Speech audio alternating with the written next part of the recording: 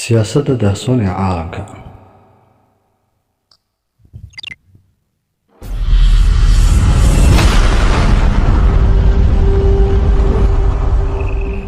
qaybtii labaad ee qisadii Conscience and Economic Hitmans.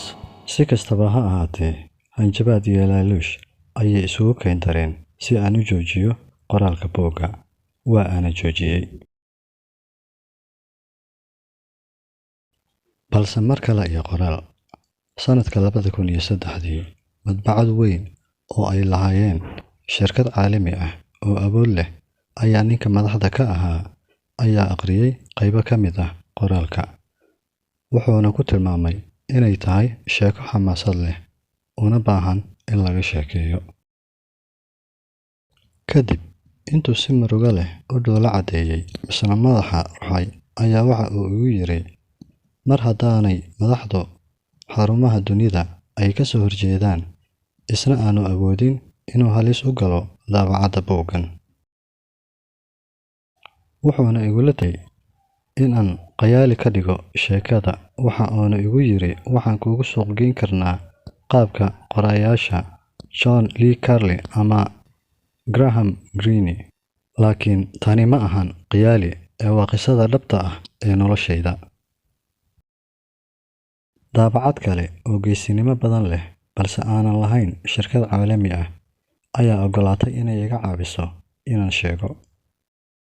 sheekadan waa in laga sheekeeyaa waxaan ku noolnahay xilligan waqti dhibaato xun ay jirto iyo fursad qaali ah oo aan ku bandhigi karo sheekadan. sheekadan ninka gaarka ah ee dhaqaalaha ku dhuftay waa sheeko ku saabsan sida aan ku gaadhnay halka aan joogno iyo sababta aan hadda u wajahayno qalalaasaha u muuqda mid aan laga gudbi karin.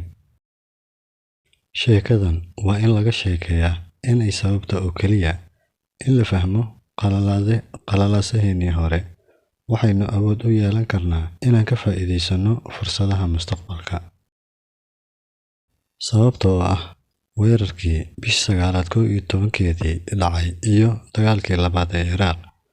maxaa yeelay marka laga soo tago 3 qof ee ciidamada ahaa ee September 11 2011 ku dhintay gacanta argagixisada ayaa sababtay 24,000 oo kale in ay gaajo iyo sabab la xiriirta ay u dhintaan. run ahaantii 24,000 oo qof ayaa maalin walba u dhinta sababtoo ah ma heli karaan cunto nololeed nolosha ah.